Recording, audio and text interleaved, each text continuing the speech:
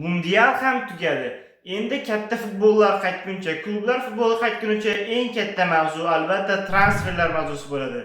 Va biz bu transferlar mavzusida seriyali videolar qilishga qaror qildik. Birinchi qismni esa albatta Real Madridga bag'ishlaymiz.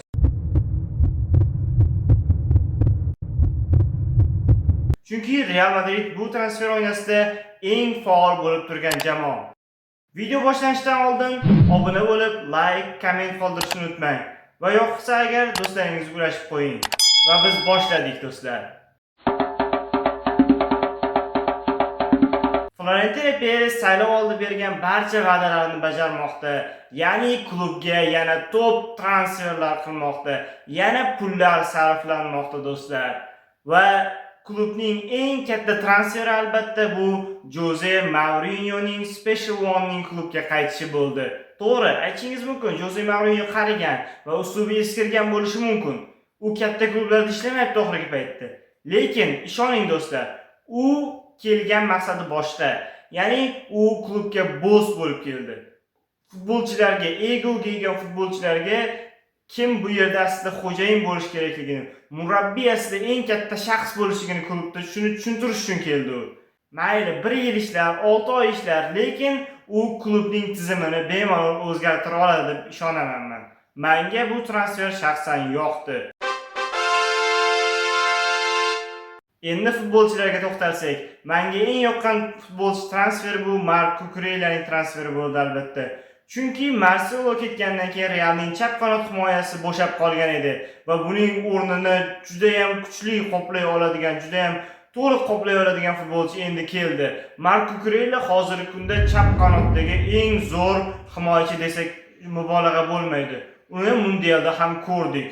O'zining ajoyib o'yini bilan u Madridda yana kuchli chap qanot himoyasini qaytara oladi deb ishonaman.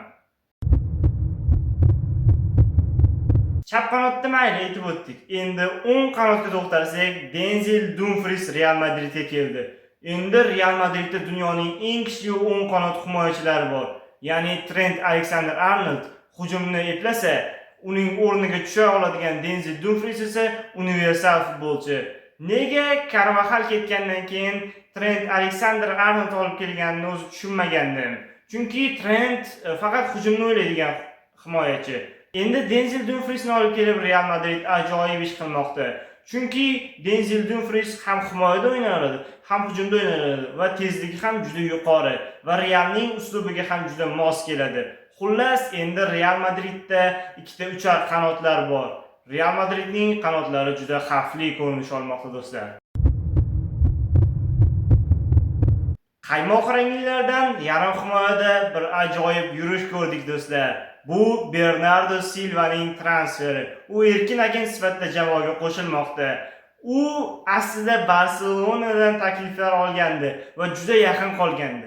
Lekin portugaliyalik yurtdoshi, ya'ni Jose Mourinhoning bergan taklifiga u rad javobini bera olmadi va Real Madridni tanladi Bernardo Silva. Endi Real Madridda aql markazi bor. O'zi Real Madridda bitta shu kreativ o'yinchi yetishmas edi. Endi bu qoplandi do'stlar. Eng kreativ o'yinchi keldi dunyodagi Bernardo Silva. Mayli 2 yil o'ynar, 3 yil o'ynar, lekin Real Madridda masalan zaxiradan tushishi mumkin bo'lgan eng kuchli o'yinchi endi Bernardo Silva bo'ladi.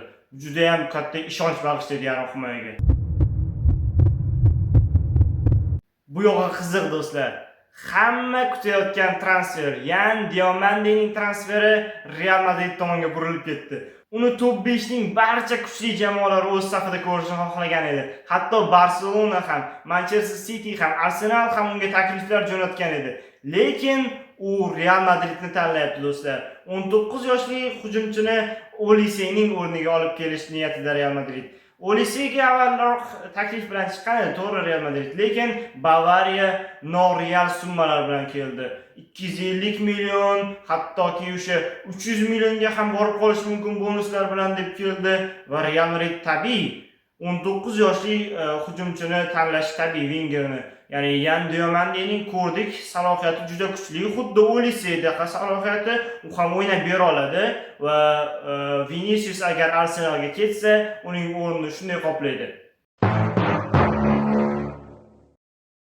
Ana endi Vinicius mavzusiga to'xtalsak do'stlar, bu eng katta va eng shov-shuvli xabar bo'lishi mumkin bu yilning, bu transfer oynasining, ya'ni Vinicius Realdan ketish arafasida bo'lishi mumkin do'stlar. Chunki Diomande bekordan-bekor kelmayapti. Bekordan-bekorga bunday xabarlar chiqmayapti va Arsenal Viniciusni ilib ketish arafasida. To'g'ri, nega Vinicius ketish kerak degan savollar bor. Chunki Mbappe va Vinicius bir-biri bilan chiqish olmasligini ko'rdik. 3 ta ego bor jamoada. Bellingham, Vinicius va Mbappe. Hech bo'lmasa bittasi ketishi kerak. Hech bo'lmasa bittasi ketmasa, baribir yurishib ketishiga ishonmayapman ishlar. Diomande yosh, mana 19 yosh. Mbappe nimasi shuni qiladi. Vinicius unday emas. Vinicius o'zini orqasidan yurtirishni xohlaydi, o'zini orqasidan yurishni xohlaydi. U ham lider haqiqiy. U liderligini Arsenalda qilsa, albatta APL uchun ham juda kuchli kuchayish bo'lar edi va yana bir yulduz bilan boyagan bo'lardi APL. Va Real uchun ham bu foydali, chunki juda ko'p maoshdan kechib, uning o'rniga xuddi shunday salohiyatdagi undan ancha yosh bo'lgan 19 yoshli Diomandeni olib kelish mumkin Real Madrid. Xo'p do'stlar, bu transfer olamiga bag'ishlangan birinchi sonimiz edi. Agar yoqqan bo'lsa, obuna bo'lib qo'ying va like, komment qoldirishni unutmang va yoqqan bo'lsa do'stlaringizga ulashib ham qo'ying. Ikkinchi sonni ham kutib qoling. Albatta tez kunda chiqib qoladi u ham.